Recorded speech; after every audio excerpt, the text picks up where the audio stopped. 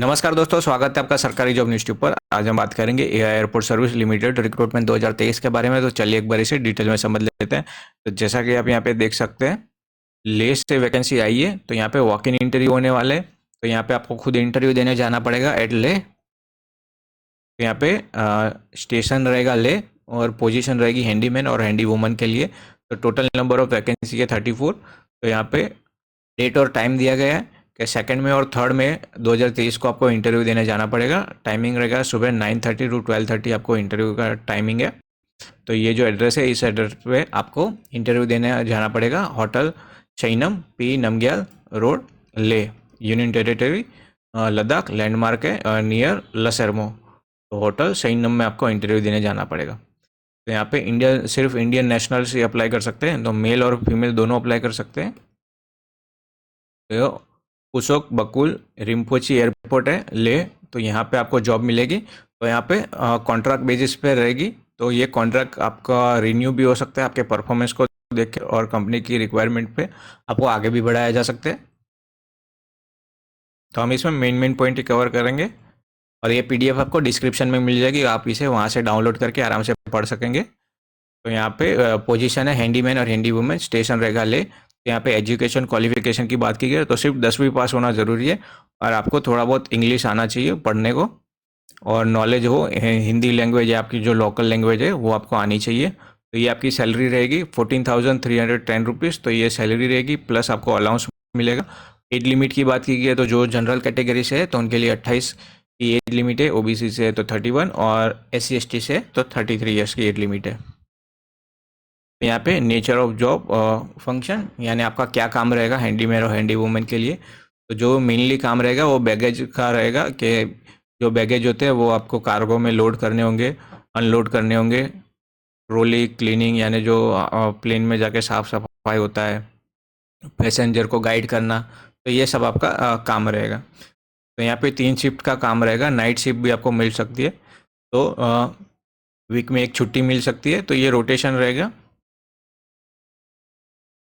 तो यहाँ पे प्रोग्रेस आपकी हो सकती है, जैसे कि आप जितने ज़्यादा साल आप काम करोगे और आपका परफॉर्मेंस अच्छा हुआ तो आपको आगे भी बढ़ाया जा सकता है। तो यहाँ पे आपको कैजुअल छुट्टी मिल सकती है, जैसे कि अब बीमार पड़ते हो या कहीं काम से आपको बाहर जाना पड़ सकता है तो आपको छुट्टी भी मिलेगी। यहाँ पे EPFON ESIC जो आपको मिलता है वो भी यहाँ पे मिलेगा। सिलेक्शन प्रोसीजर, तो यहाँ पे हैंडीमैन और हैंडी वुमेन के लिए तो फिजिकल एंड्योरेंस टेस्ट होगा, जैसे कि लाइट वेट उठाना, रनिंग। तो जो थोड़ा बहुत यानी ये नॉर्मल सा होता है कि वजन उठाना और दौड़ना, ये सब बहुत नॉर्मल होता है यहाँ पे। तो यहाँ पे जो एक क्वालिफाई होंगे फिजिकल एंड्योरेंस टेस्ट में, तो वो उनको पर्सनल इंटरव्यू के लिए भेजा जाएगा। तो यहाँ पे पर्सनल इंटरव्यू हो सकता है या वर्चुअल इंटरव्यू, यानी वीडियो कॉल से भी हो सकता है आपका इंटरव्यू। वो आपको सेम डे को बता दिया जाएगा या फिर आपको बाद में कॉल करके बता दिया जाएगा।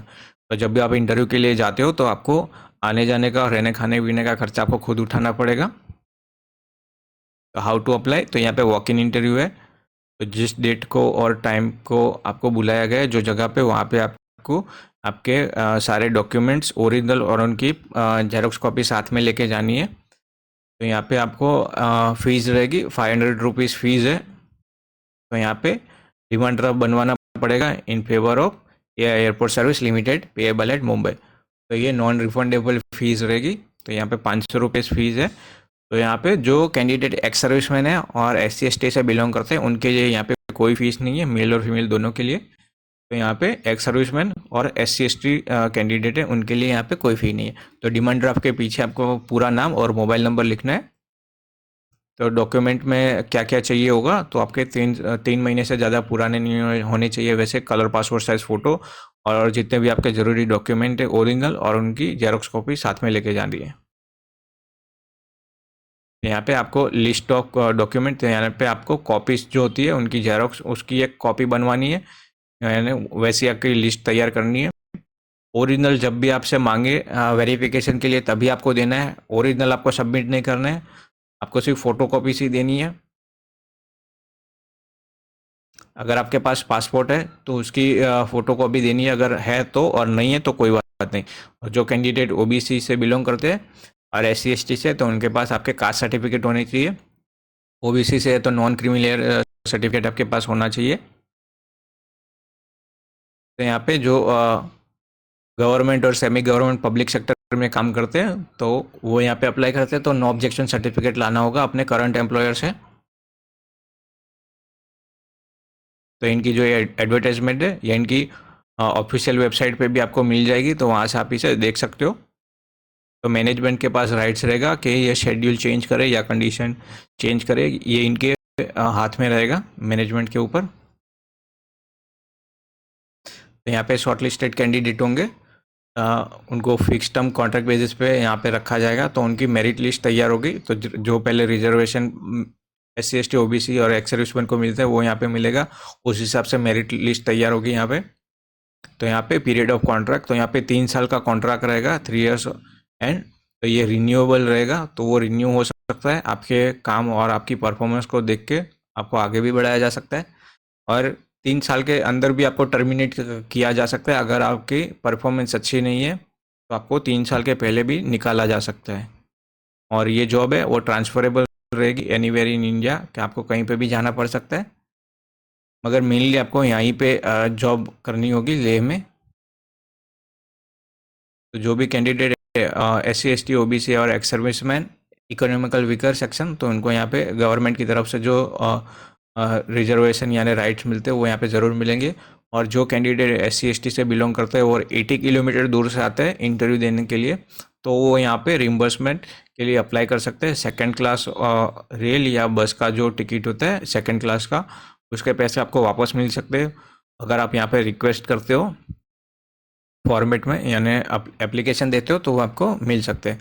मगर जो कैंडिडेट गवर्नमेंट एम्प्लॉय है, सेमी गवर्नमेंट एम्प्लॉय और पब्लिक सेक्टर से है, तो उनको यहाँ पे नहीं मिलेंगे पैसे। अगर आपकी एप्लीकेशन साइन नहीं होगी या इनकम्प्लीट होगी तो आपको रिजेक्ट हो जाएगी। तो जो कैंडिडेट ने पहले IISL में जॉब किया है कॉन्ट्रैक्ट बेसिस पे और उन्हें टर्मिनेट कर दिया है, तो वो यहाँ पे अप्लाई नहीं कर सकते। अगर पाया जाता है कि आपको पहले टर्मिनेट कर दिया है तो आपकी एप्लीकेशन कभी भी आपको कैंसिल करके आपको निकाला जा सकता है। तो ये जो फॉर्मेट है, ये फॉर्म है, ये फॉर्म आपको फिल करके लेके जाना है हाँ इंटरव्यू के टाइम पे। तो ये कैसे भरते हैं एक बार इसे देख लेते हैं। तो ये आपको ब्लैंक छोड़ देना है, यहाँ पे मेंशन किए गए फॉर ऑफिस यूज़ ओनली, तो ये ऑफिसर फिल करेंगे, ये आपको फिल नहीं करने। तो यहाँ पे आपकी कलर पासपोर्ट साइज फ़ोटो चिपकानी है और उसके ऊपर आपकी साइन कर देनी है। और जो पोजीशन के लिए आप अप्लाई करते हो हैंडीमैन और हैंडी वूमन के लिए, वो यहाँ पे लिखना है। अगर आपने एम्प्लॉयमेंट एक्सचेंज में नाम लिखवाया हुआ है तो उसका नंबर आपको रजिस्ट्रेशन नंबर लिखना है, अगर नहीं लिखवाया है तो नो कर देना है तो यस या नहीं है तो नो। यहाँ पे आपको फुल नेम लिखना है, तो कैपिटल में लिखना है, फर्स्ट नेम, फादर नेम और सर नेम, तो कैपिटल में लिखना है और अच्छी पेन से। और आपके अगर आपके हैंड राइटिंग अच्छे नहीं है तो जिनके हैंड राइटिंग अच्छे हैं उनसे लिखवा लेना है ताकि सामने वाला पढ़ सके। तो यहाँ पे डेट ऑफ बर्थ यानी आपकी डेट ऑफ बर्थ लिखनी है, प्लेस ऑफ बर्थ आपका जन्म कहाँ हुआ था, आपका एड्रेस, पिन कोड, स्टेट, आपका मोबाइल नंबर और ईमेल एड्रेस, तो ये मैंडेटरी है। तो यहाँ पे मेल है तो मेल, फीमेल है तो फीमेल पे टिक करना है। तो यहाँ पे मैरिड, डिवोर्स तो जो भी है वहाँ पे आपको एक्स कर देना है, जैसे कि यहाँ पे मेंशन किया है। नेशनलिटी तो यहाँ पे इंडियन आएगा, भारतीय, तो आपको यहाँ पे लिखना है। रिलीजन, जो भी रिलीजन से आप बिलोंग करते हैं तो वो यहाँ पे लिखनी है। आपकी मदर टंग क्या है, पान कार्ड, आधार कार्ड, जो भी कास्ट से बिलोंग करते हैं वो यहाँ पे आपको एक्स बना देना है। और आपके जो भी कास्ट सर्टिफिकेट होते हैं वो भी आपको अटैच करने होंगे, उनकी फ़ोटो कॉपी। अगर आप एक एक्स सर्विसमैन है तो यस, या नहीं है तो नो। अगर आप यस है तो आपके जो जो जरूरी डॉक्यूमेंट होते हैं डिस्चार्ज सर्टिफिकेट ने वो, तो वो आपको यहाँ पे देने पड़ेंगे, यानी उनकी जेरोक्स कॉपी आपको अटैच करनी पड़ेगी। सेम रहेगा पुलिस सर्विस में, और सेम रहेगा यहाँ पे, जैसे कि अगर आप गवर्नमेंट एम्प्लॉई है, सेमी गवर्नमेंट पब्लिक सेक्टर है, तो यहाँ पे यस करना है और नो ऑब्जेक्शन सर्टिफिकेट आपको लाना पड़ेगा। तो यहाँ पे कौन से बोर्ड से आपने 10th पास किया था, कौन सी ईयर में पास किया था, कितने साल का ड्यूरेशन था, 1 साल 2 साल, और आपका डिवीज़न क्या था, कितने परसेंटेज थे, तो वो यहाँ पे लिखना है। आपको कौन सी लैंग्वेज पढ़ने लिखने आती है तो वो आपको यहाँ पे एक्स कर देना है। अगर आपको कोई और लैंग्वेज आती है तो वो भी यहाँ पे आप मेंशन कर सकते हैं। अगर आपको कोई और लैंग्वेज आती है, उसका सर्टिफिकेट आपने कोर्स किया, तो वो भी आप यहाँ पे मेंशन कर सकते हो। आपके पास वर्क एक्सपीरियंस है तो वो भी आपको यहाँ पे मेंशन करना है। पहले कहीं कोई ऑर्गेनाइजेशन में काम किया, उसका नाम, आपकी क्या पोस्ट थी, आपका कब से कब तक काम किया, कितने साल का एक्सपीरियंस है, आप क्या काम करते थे, वो यहाँ पे आपको लिखना है।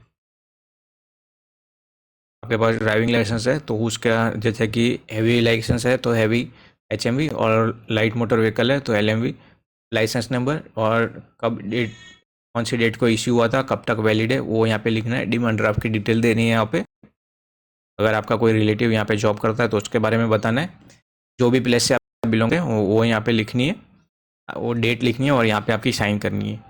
और ये सर्टिफिकेट की लिस्ट है जो आपको साथ में लेके जाने डॉक्यूमेंट की, जैसे कि डिमांड ड्राफ्ट का हो गया, स्कूल लिविंग सर्टिफिकेट, 10th की 12th की मार्कशीट, डिग्री हो गई, डिप्लोमा हो गया, और कोई कोर्स किया वो, caste certificate, discharge certificate in case of ex serviceman. तो ये जितने भी पान कार्ड, आधार कार्ड, इनकम है, तो ये इनमें से जो भी आपको लगता है वो सब साथ में लेके जाना है। तो ये PDF आपको डिस्क्रिप्शन में मिल जाएगी, वहाँ से आप इसे डाउनलोड करके आराम से पढ़ सकोगे। तो आशा करता हूँ ये वीडियो आपको पसंद आएगी, और इसी तरह की वीडियो आगे देखने के लिए मेरी चैनल को प्लीज़ लाइक और सब्सक्राइब कीजिए। धन्यवाद।